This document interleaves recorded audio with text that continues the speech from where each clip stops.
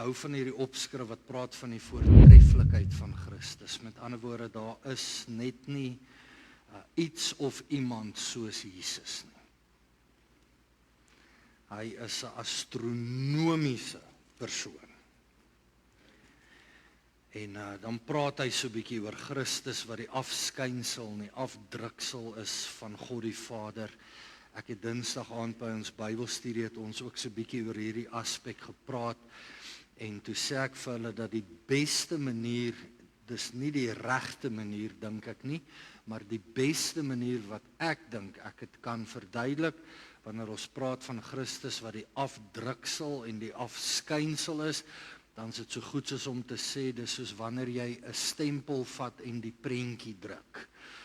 Die rede hoekom ek sê dis nie heeltemal die korrekte manier om dit te sê nie, is omdat Jesus is nie net die prentjie wat gedruk word nie, maar hy is die stensel homself. Hy is beide. Hy is die seun van God, maar hy is ook God.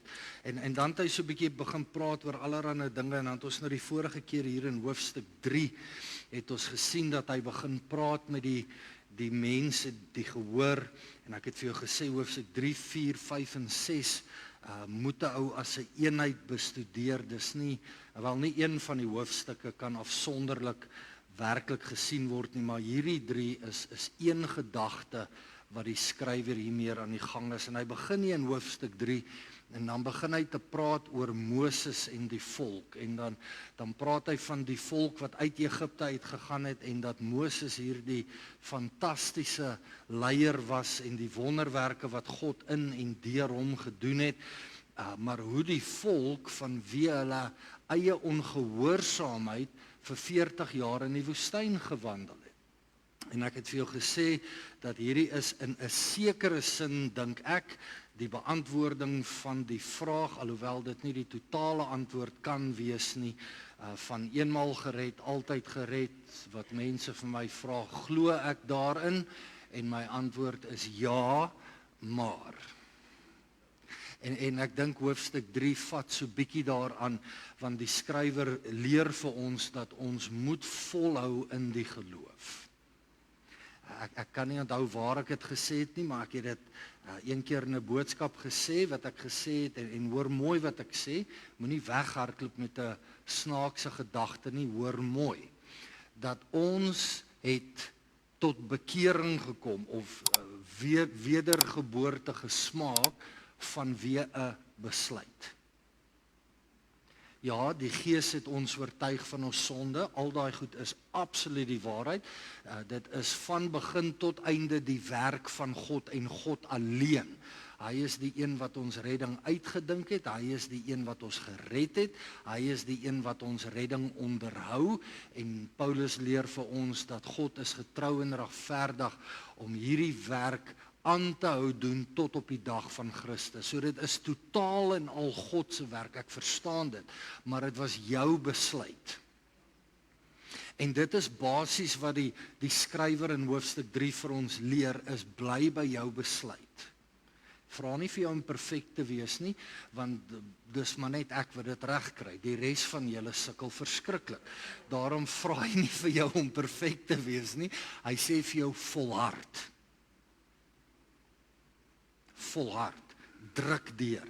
Wanneer dinge moeilik raak, al stap jy vir die 20ste keer om dieselfde berg, al is dit dieselfde rekening wat jy nou al vir 10 jaar betaal, en dit voel of daar geen einde is nie, dit kan nie 'n invloed hê op jou geloof nie. Druk deur. En dan kom hy hier in hoofstuk 4, en dan begin hy las so 'n bietjie aan by wat hy hier gesê het, in hoofstuk 3, en ek gaan net hierdie een versie lees, en dan sal ons dit so stukkie vir stukkie hanteer, maar hy sê hier in vers 9, dan sê hy, daar bly dus 'n sabbatsrus oor vir die volk van God.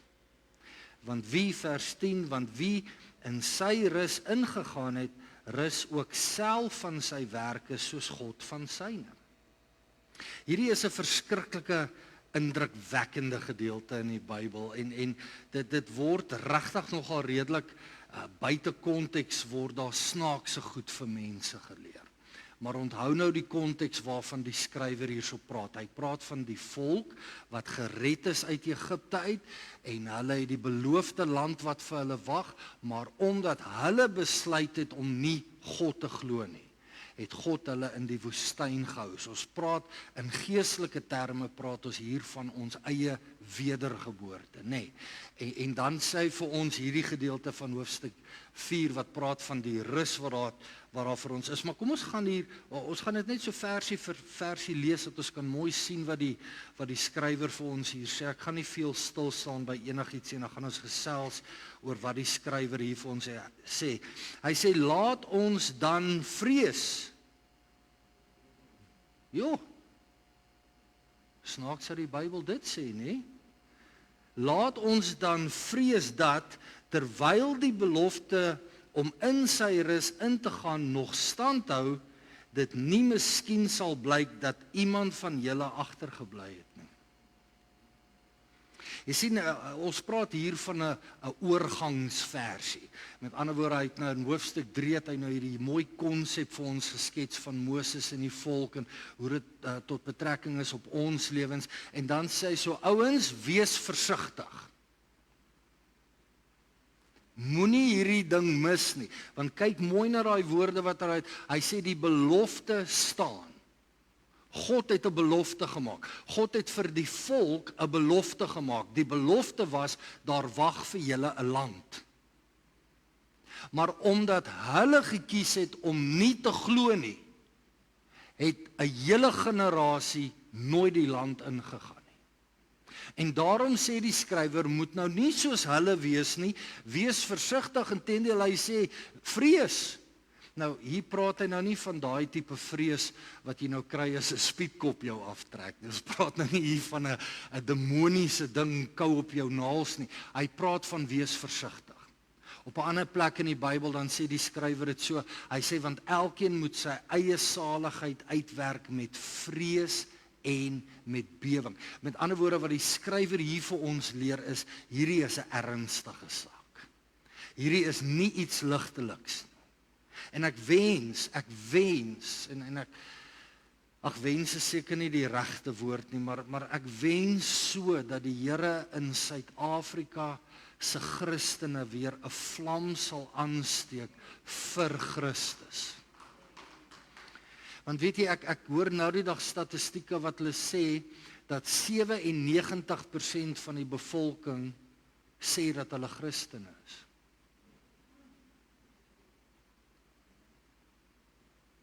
Ek wil sê van daai 97 dink ek 5% is. Werner, hoe kan jy dit sê? Kyk net na die leessitplekke. Daarom sê die skrywer, jy moet versigtig wees hier, want onthou nou, daar is iets wat beloof is. Daar is 'n belofte wat vir jou gegee word. Kom ons gaan aan. Hy sê, want aan ons is die evangelie ook verkondig, net soos aan hulle, die hulle van wie hy daar praat is die volk van Israel. Die evangelie wat hy van praat is nie die evangelie van Christus in die konteks wat dit vir ons geleer is of vertel is nie, maar die evangelie wat vir hulle verkondig is 'n skadu van dit wat vir ons vertel is. Met ander woorde, die skaduwee of die skadu wat vir hulle verkondig is daar wag vir julle 'n beloofde land. Okay? So hy sê dis dieselfde wat met hulle gebeur het met ons gebeur. Want aan ons is die evangelie ook verkondig net soos aan hulle, maar die woord van die prediking het hulle nie gebaat nie, omdat dit by die hoorders nie met die geloof verenig was. Ek wil dit weer sê, dit is goed om te sê jy glo in Jesus, maar ek wil sê, ek meen dis Jakobus, Pastor Leon het my help, ek dink is Jakobus wat sê, dis goed dat jy sê jy glo, maar die duiwels glo ook. Dis great dat jy glo, om te glo in Christus, sê nie, het jou geloof in Christus gesit nie. En dan moet jy ook in die regte Jesus glo. Van ons baie Jesusse.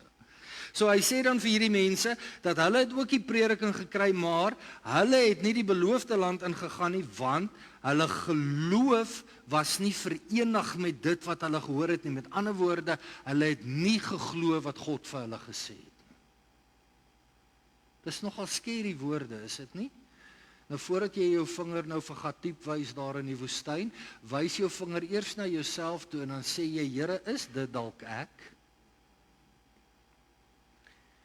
Want ons wat geglo het, vers 3, hoor nou mooi, want ons wat geglo het, gaan die rus in, soos hy gesê het, daarom het ek in my toorn gesweer, hulle sal in my rus nie ingaan nie, alhoewel sy werke van die grondlegging van die wêreld af volbring is, want hy het ergens van die 7de dag so gespreek, en God het op die 7de dag van sy werke gerus, en nou hier, hulle sal my rus nie ingaan nie. Wat bedoel hy daar? Ons gaan nou aangaan, met ander woorde, hy sê hierdie volk wat die waarheid gehoor het en in 'n sekere sin aan daardie waarheid vasgeklou het. Ek dink ons moet tog vir mekaar sê hulle het in 'n sekere sin geglo. Anders sou hulle mos nou nie uit Egipte land uit gegaan het. Maar hy sê, omdat hulle nie geglo het in dit wat God vir hulle beloof het nie, het God gesweer en gesê, hulle sal my rus nie ingaan nie. Nou hierso moet ons nou onderskeid maak, want onthou wat het hy in die begin gesê, die belofte staan vas. Daardie belofte staan vanaand vir my en vir jou vas. Die beloofde land is nie 'n nuwe Suid-Afrika nie.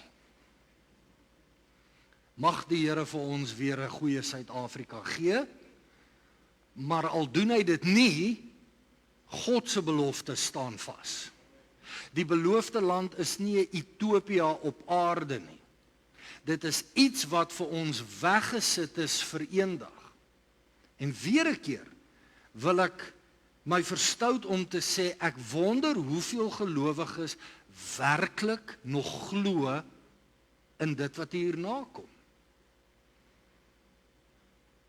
Want weer 'n keer, kom ons kyk na ons eie dade. En ek praat nie nou van jou nie, nou preek ek vir Werner. As my daar neerskryf, ek wil hierdie CD bestel vir myself, hoor. Ek vra myself hierdie vraag gereeld af. En ek is ernstig as ek dit sê, want die Bybel sê op 'n plek, dat dit is 'n wyse man wat gereeld aan die dood dink. Want ek vra myself, is ek werklik op 'n plek waar my geloof in hierdie aspek is, dat daar wag 'n beloofde land? As my geloof dan werklik so is, dan behoort ek mos hierdie kant van die graf so te leef. Daarom sê hy, dat die mense wat nie geglo het nie, dat God het by homself gesweer en gesê, hulle sal nie daarin gaan nie. En dit sluit ons vandag in, want die beloofde land is die hemel. Maar vir die wat nie glo nie, God het by homself gesweer en gesê, die ongelowiges sal nie daarin gaan nie. Here, help my. Help my.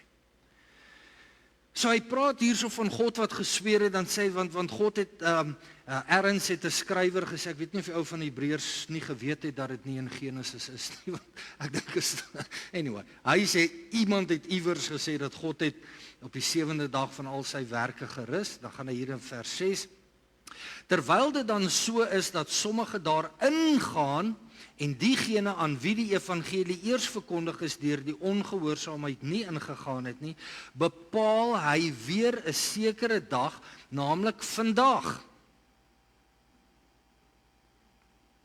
Onthou dit. Hy bepaal weer 'n sekere dag, naamlik vandag, as hy soveel later deur Dawid spreek, soos gesê is, vandag as julle my stem hoor, verhard julle harte nie. So wat hy hierso vir ons sê, ouens, is dat daar is mense wat nie sy rus ingegaan het nie. Maar hier raak dit nou nogal baie interessant wat God vir ons beloof. Want hy praat tog van iets wat gaan gebeur. Julle stem saam met my, nê? 'n beloofde land wat moet kom. Ons leef nie nou in die beloofde land nie. Die Kingdom Now teologie, wat ouens soos Kobus van Rensburg, en hy was 'n great ou gewees. Ek dink hy was een van die mees opregste predikers wat daar was, maar hy was opreg verkeerd. Maar ons praat nie van hierdie Kingdom Now teologie, dat ons die hemel aarde toe moet bring nie. Dis nie wat God sê nie. Jy met my? Dis duidelik in wat hy hier sê, dat daar is 'n beloofde land wat wag. So ons weet ons praat van 'n toekomstige gebeurtenis, maar tog moet ons ook vir mekaar sê, dat dit heeltemal logies is, dat daar iets is wat nou vir ons wag, want hy sê daar is 'n rus wat vir julle gegee word eendag, en tog sê hy vandag. So jy sien, hier is wat die skrywer vir ons probeer leer. Wanneer hy praat van die werke van God, laat ek dalk net gou daai stukkie weer lees. Waar was dit? Vers 9. Hy sê daar bly dus 'n Sabbatsrus oor vir die volk van God, want wie in sy rus ingegaan het, rus ook self van sy werke soos God van syne. So hier is die dubbele les wat die skrywer vir ons leer. Ja, daar wag vir ons 'n ewige rus. Ek kan nie wag daarvoor nie. Regtig, ek kan nie meer wag daarvoor nie. Ek en ou Werner het Vrydag of Donderdag, toe sit ons daar by die see en ons praat sommer 'n bietjie nonsens, ek en hy, en toe sê ons vir mekaar, hierdie lewe is lekker, maar is nou lekker klaar ook. Ek verlang om huis toe te gaan. Kan nie wag om daar te wees nie. Ek in daai hoek en my skoonma in daai hoek, en ons vrede en alles is net kry. Ek's eintlik lief vir my skoonma, hoor. Ek moet dit sê, want ek dink hulle kyk vanaand online. Liewe ma,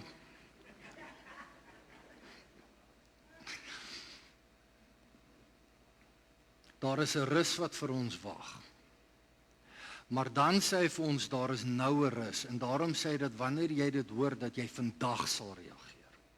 Dan maak hy hierdie vergelyking wat hy praat van, net soos wat God op die 7de dag van sy werke gerus het, so rus ons van ons werke. Nou hier is waar die snaakse ding soms geleer word, is dat daar vir mense en vir baie van julle oor die jare geleer is, jy moet iewers 'n dag afvat om te rus, want God het gerus. Dit is nie wat daar vir ons geleer word. In die Joodse kultuur, ja. Maar nou moet ons ook versigtig wees deur te dink dat God het gerus omdat God moeg was. Want God kan nie moeg word nie. So waarvan het God gerus? Van sy werke. Met ander woorde, hy het klaar geskape. Die werk was voltooi. Niks meer om by te voeg nie. Alles was klaar. En toe, in aanhalingstekens, rus God. Maar God was nie onaktief nie, God het nie 'n siesta gaan vang nie, God was aktief besig om te werk met hierdie ding wat hy aan mekaar gesit het, wat ons die skepping noem. Maar hy het niks bygevoeg nie. Is jy met my? Hy het nie in die jaar 192 'n nuwe son gemaak nie. Alles was klaar.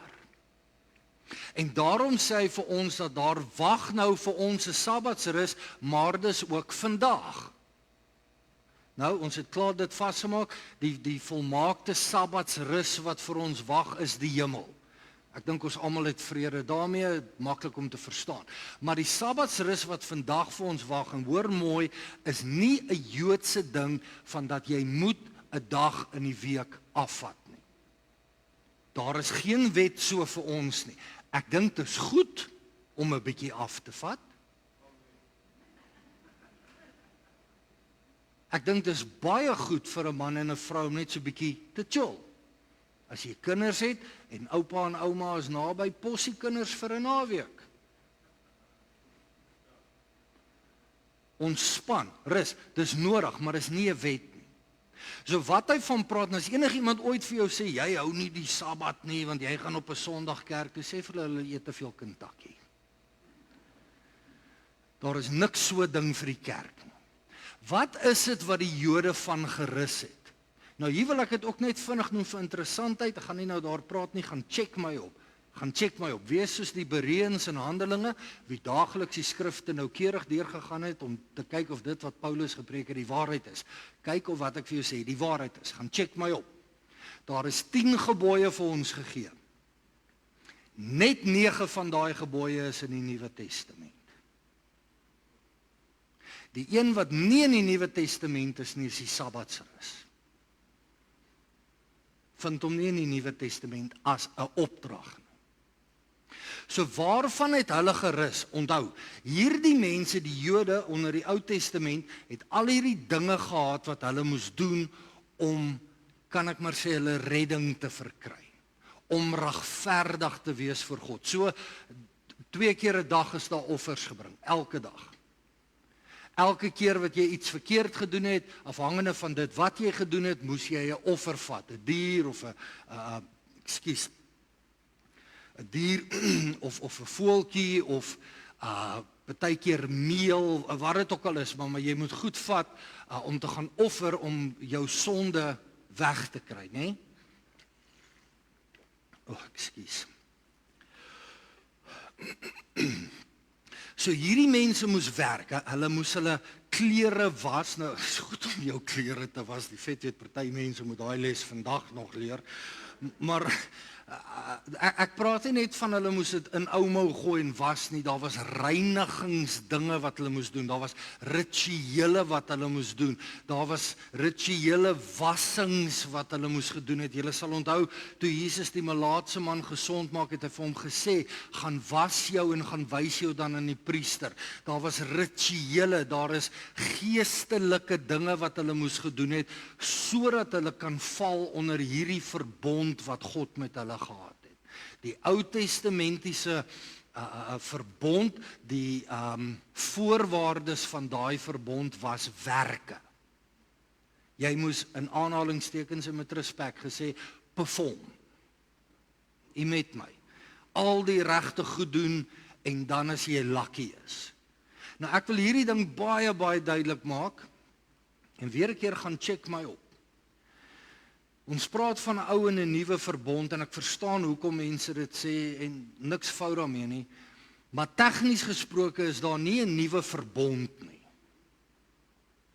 Dis presies dieselfde verbond wat God met Abraham gesluit het aan die begin. Daar het niks verander behalwe die voorwaardes nie.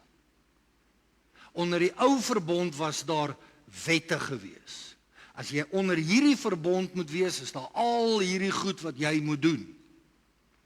Die nuwe verbond wat ons het, wat maar net die verbond is wat God met Abraham aan die begin gemaak het, se voorwaardes verskil. Maar is dieselfde verbond. Die voorwaarde nou is glo in Christus. Jy met my. So die mense in die Ou Testament het al hierdie werke wat hulle moes doen, het jy al, doen jouself 'n guns, gaan lees 'n ding soos Levitikus en Deuteronomium. Gaan lees daai goed, dan gaan kyk jy wat moes daai mense gedoen het.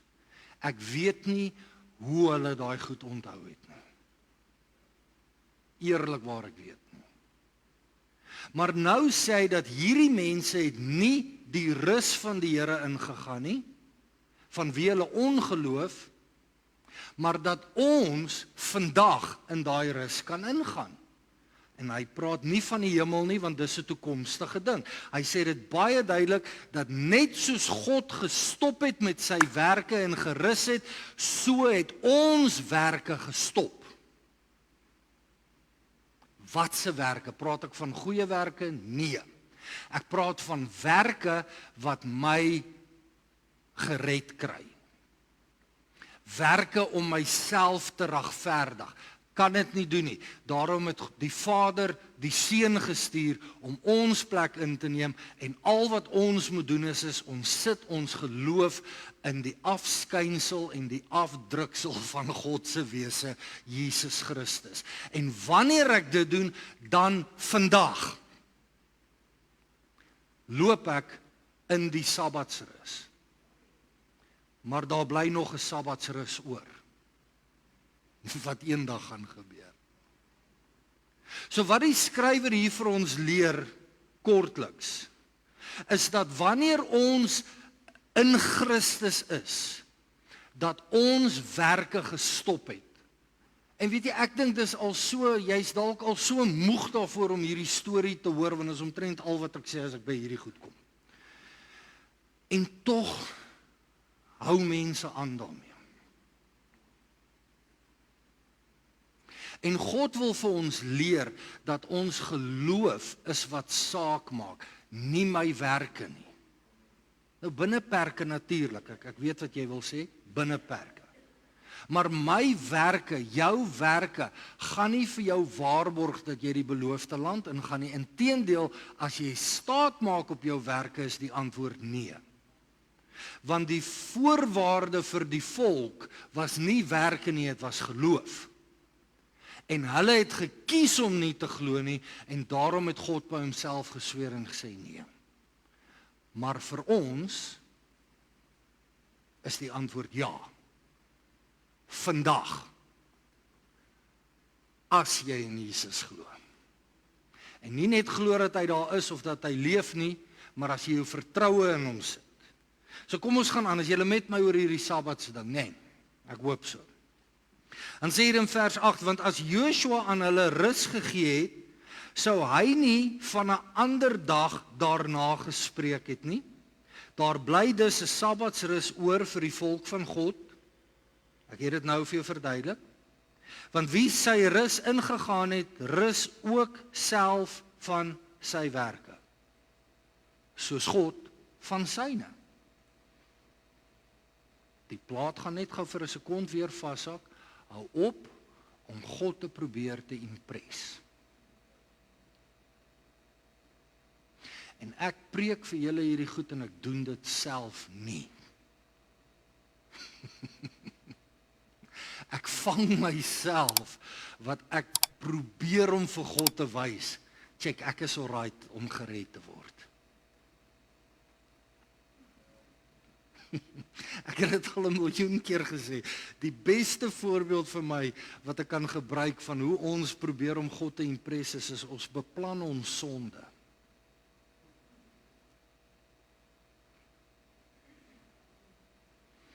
Ons beplan daai sonde. Nou moet nie al ewig dink aan allerlei verskriklike goed nie. Jy beplan dalk net jy wil vir jou baas gaan sê waar hy of sy kan afklim, maar jy het sommer klaar jou rympie uitgewerk. Daar is 2 woorde en dan is al 4 vloekwoorde. Jy het hom uitgewerk, jy het hom in die spieël geoefen. Jy's reg. Gesigtrekkingspoint, jy's geoefen en jy beplan jou sonde. Gelyktydig beplan ons bekeringsgebed. As ek nou klaar dit gedoen het, dan gaan ek nou vir God sê ek is jammer en dan gaan ek Bybel lees. My maat, dat die bissies bewe. My vrou gaan my vir 2 ure 'n dag nie sien nie. My neus gaan in hierdie boek wees en dan gaan ek bid want ek gaan vir God wys, check hoe impressive is ek. Here help ons. En daarom sê die skrywer, hou op. Net soos wat God die skepping gemaak het, en toe, as ek nou sê terugstaan, bedoel ek nie onttrek nie, net om die prentjie vir jou in te kleur. Hy het die skepping gemaak, en hy het teruggestaan en gesê, dis klaar. Net so is dit wat God met jou gedoen het. Is dat toe jy jou geloof, jou vertroue in Christus sit om jou te red, het die Vader gesê, right, die werk is gedoen. Nou, vandag, rus jy. Dit beteken nie dat jy nie bid nie. Mens sien, hier is die verskil tussen iemand wie God probeer impres en iemand wat 'n verhouding het met God.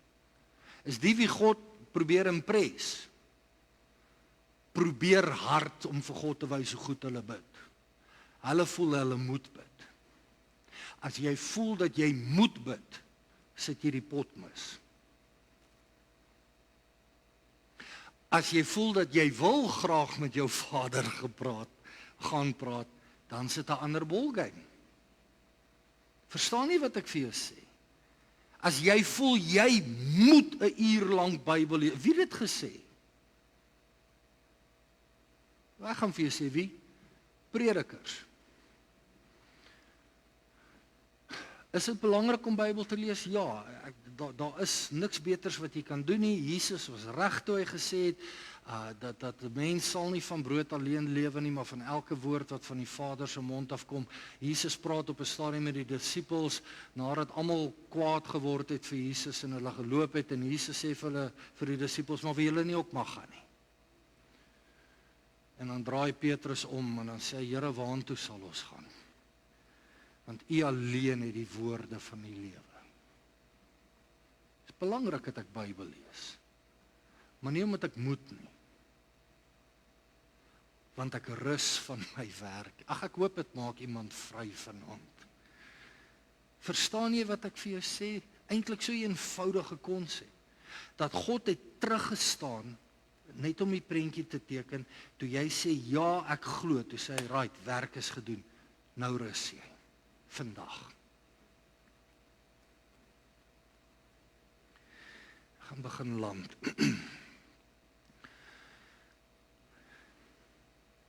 Net weer vers 10 lees, want wie in sy rus, dis nou God se rus ingegaan het, rus ook self van sy werke, jou werke, soos God van syne gerus het. Laat ons dan beywer om in te gaan in die rus, sodat niemand in dieselfde voorbeeld van ongehoorsaamheid mag val nie. Hoor mooi wat ek vir jou sê. Hoor baie, baie mooi wat ek vir jou sê. Ek kan nou nie so vinnig onthou waar dit is nie, maar in Galasiërs sal jy daai versie kry wat in 'n neutedop sê Paulus dit. Hy sê dat die mense wat terugval onder die wet, met ander woorde, mense wat hulle redding probeer verwerk, of nie verwerk nie, werk daarvoor. Hulle probeer God te impress, hulle wil goue sterretjies by God kry, sodat God kan sê, yes, jy is waardig. Mense wat weer onder die wet val, sê Paulus, het weggeval van Christus. Dis 'n baie gevaarlike ding, om jou verhouding met God in stand te probeer hou deur jou werke. Dit kos werk, maar dit is nie jou werke wat dit doen nie. Op 'n ander plek skryf hy, dan sê hy, dat hy wat ons gered het, is ook getrou en regverdig om ons te staande te hou. Op 'n ander plek sê hy weer, hy wat ons gered het, is ook getrou en regverdig om ons dis dieselfde ding, staande te hou, sodat ons nie sal val nie. Tot om versoekings deur te gaan. Is nie iets wat jy kan doen nie, is die werk wat hy in en deur jou doen. Daarom sê God vanaand vir jou, rus in my. Leer om in hierdie werk wat ek vir jou gedoen het, te rus. Help dit iemand? Maak dit sin wat ek sê?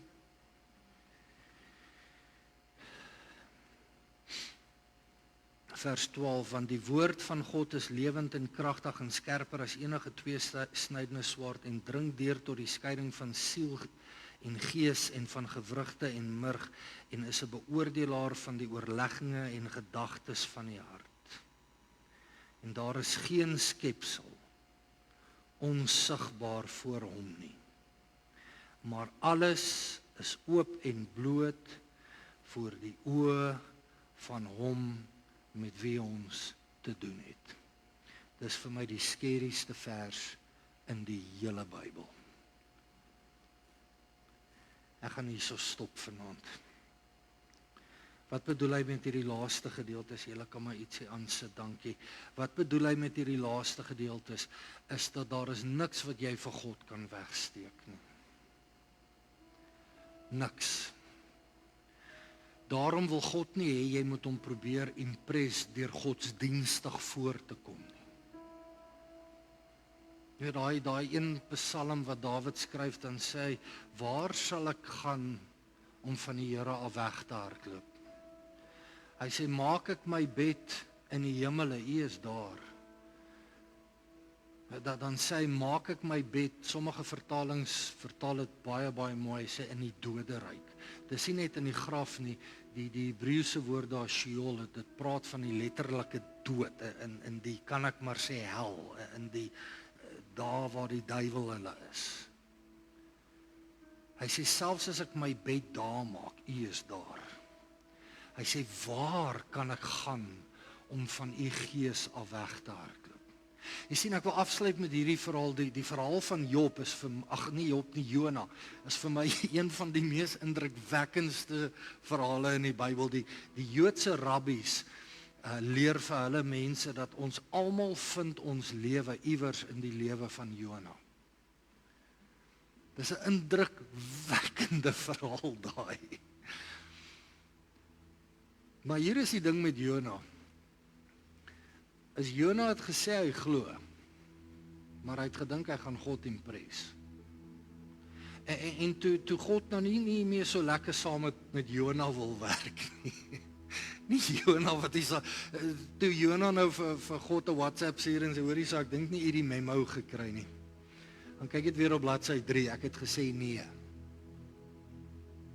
En dan sê die Bybel, ou Jona spring daar op 'n boot, hy klim daarop, wat was dit, Tarsus, is dit waar hy opgeklim het, ek is nou mekaar, spring hy daar op 'n boot en hy gaan. Nou ooit vir jouself gevra, hoekom? Jy sien, in hulle konsep, in hulle godsdiens, was die teenwoordigheid van God was vasgevang, in aanhalingstekens, vasgevang in die tempel. Dis waar God was. En hy het gedink, hoe verder hy van daai tempel af kan wegkom, hoe verder kom hy van God af. En ons lag vir ou Job, en dis goed, kom ons mok hom. Want wrak is domkop, maar dis wat ons doen. Dis wat ons doen, jy sien, ons slip op, en dan dink ons gaan vir 3 weke nie kerk toe kom nie.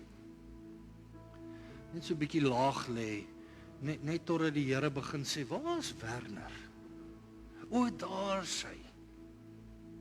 Ons dink ons gaan weghol van God af en dan gaan ons God impress met iets wat ons vir hom doen.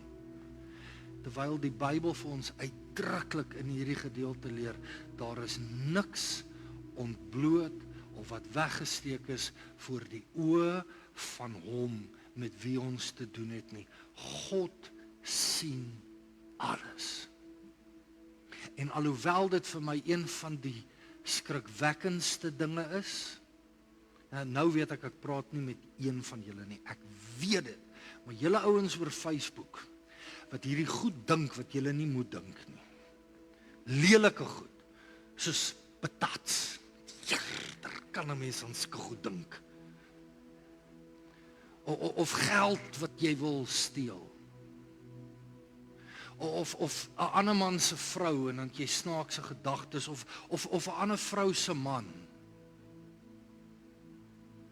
of om agter mense se rug van hulle te praat, net omdat jy nie baie gaande is oor hulle nie. En dan maak jy stories op, of jy verkleineer hulle, en hulle hoor dit nie, as hulle daar aanstap, of verander die gesprek. Ek weet dis nie julle nie, ek weet dit. Maar daai ouens, julle wat nie is vanaand nie, sies. En ons dink, dankie nie, verrag is dit lyk of hulle my nou gaan stenig. Ons dink, ouens, ons dink dat wanneer ons fluister, dat God nie hoor nie. En hy's in die middel van daai gesprek. Daarom sê hy, daar is niks wat jy kan doen nie. Jy moet op 'n plek kom wat jy sê, Vader, ek gee myself oor. Dis 'n ding wat die Here met my praat, en ek is skuldig, want ek besef dat ek sit hierdie verskriklike mooi geestelike vertoning op, en ek is ook oud genoeg om nie meer om te gee wie wat van my dink jy, fire my, I don't care. Ons sit hierdie front op, die ek doen, en dan lê ek in die aand, dan dink ek, Here, maar ek sing vir U, I surrender all, maar ek doen nie. Doen nie, hierdie dinge in my lewe wat ek mee sukkel, ek het al hierdie self-help programme en goed en beraders en al hierdie goed is reg, dis mooi, maar ons dink ons gaan al hierdie goed uitsort en dan na God toe gaan en sê, check hoe grand is ek, en God sê, jy kan nie. Ek het vir jou 'n plek langs my wat ek noem rus. En dis nie net 'n plek nie, dis 'n persoon. Ons groot hoëpriester volgens die orde van Melchisedek. En vanaand wil God vir jou sê, daar is niks wat jy hoef te doen om hom te probeer impress nie. Jy het hom impress nog lank voordat daar enigiets geskape was. Toe het hy jou gesien, liefgehad en besluit om sy seun vir jou te gee terwyl jy sy vyand was. Sodat jy op 'n plek kan kom wat jy kan rus en hom kan geniet. Kan ons nie miskien vanaand vir die Here vra om ons te help om werklik, en ons gaan dit nie 100% reg kry hierdie kant van die graf nie, ek verstaan dit ook, maar om werklik op 'n plek te kom waar ons kan sê, Here, ek wil oorgee. Regtig oorgee. Hierdie gedagtes wat ek het, daar's mense wat met wrokke in hulle lewens rondloop. Hulle is dalk nie vanaand hier nie, maar dalk is hier iemand hier vanaand. Jy het wrokke in jou lewens. Goed wat jou pa of jou ma of jou boetie of jou oom of jou buurman of wie ook al aan jou gedoen het, kom oor jouself. Gee daai goed vir God en sê ek kan nie meer nie. Ek wil rus. Hierdie pyn wat jy in jou lewe ronddra, Here, ek wil rus. Daar is 'n belofte en die belofte sê vandag. Vra vir die Here deur sy Heilige Gees dat wat dit ook al is wat jy van hom vra, praat met die Here.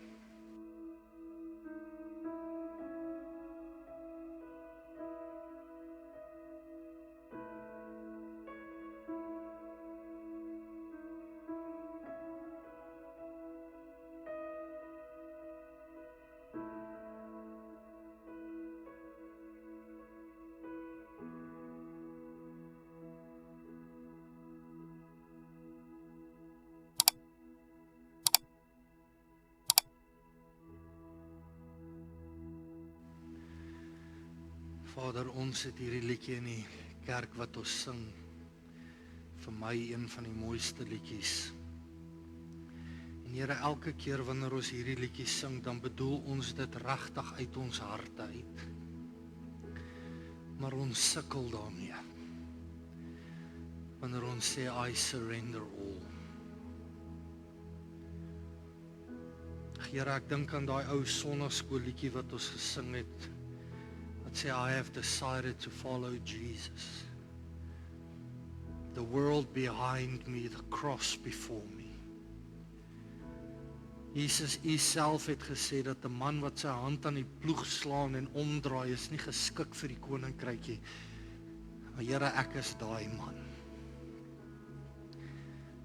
En ons wil so graag hê dat U totale beheer van ons lewens sal neem, sodat ons nie net in die toekomstige rus sal ingaan nie, maar dat ons nou, vandag, in die rus van die Here sal ingaan. So Here, ek weet nie regtig wat om vir U te vra om te doen nie. Wat ek hier net wil vra is help ons. Skyn U lig in ons harte sodat ons kan sien wat daar aangaan. Help ons om al hierdie dinge wat ons probeer doen om U te impress, dat ons sal ophou om U te probeer te beïndruk en dat ons net dat ons werke net sal vloei uit ons verhouding met U. Bring ons asseblief op 'n plek van eerlikheid met U, waar dit net ek en U is. Sal U vanaand deur U Heilige Gees elke hart gevange neem. Sal U elke gees bedaar en elkeen se gemoed vrede inblaas. Mag vanaand 'n aand wees wat ons hier sal uitstap, nie met 'n klomp kennis nie, maar met 'n ontmoeting met vrede homself. En mag ons leer om in die rus van die Here te leef. Want dit is nie deur krag of deur geweld nie, maar deur u Gees. So deur u Gees gee ons onsself oor aan u, tot die beste van ons vermoëns. En daar waar ons dinge nog vashou vir onsself, en daar waar ons nie eers besef wat ons vir onsself hou nie, sal u asseblief u lig daarop skyn, sodat ons dit ook vir u sal gee. Vader, ek weet almal wat hier sit vanaand, dink ek, is maar almal op dieselfde plek, dat ons is moeg. En ons het u so nodig. In hierdie lewe en in die volgende het ons u so bitterlik nodig. So ek gaan nie vra dat u naby aan ons sal wees nie, want u het die woning in ons gemaak. Wat ek u gaan vra, is dat u ons daarvan bewus sal maak, dat u in ons is. En dat waar ons ook al beweeg ons in die rus van die Here. U is so goed vir ons. Al die lof, al die eer, al die aanbidding, al die heerlikheid, al die glorie, kom u toe, van nou af tot in ewigheid. Ek is so bewus van hom, wil nie dalk net nog vir 'n sekonde, maak het jou hande so bietjie opsteek, moenie die musiek afsit nie asseblief, net jou hande so bietjie opsteek, en dat sy Gees jou bedien. Wat dit is wat jy nodig het, laat hy jou bedien.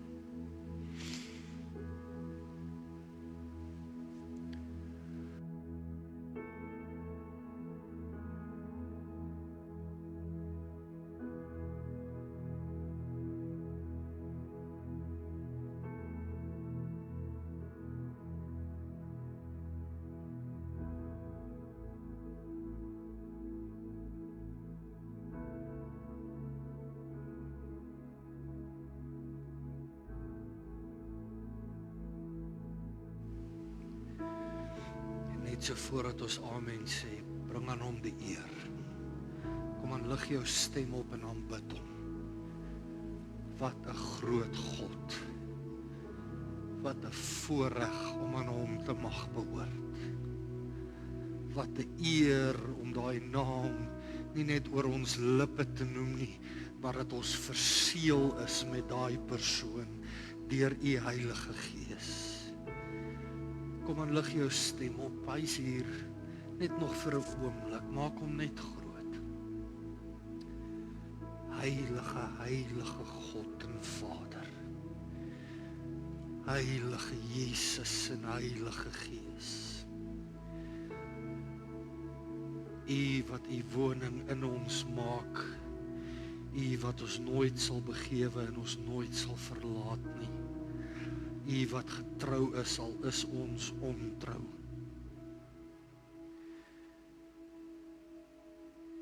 Ons prys u naam. Halleluja, halleluja. Halleluja.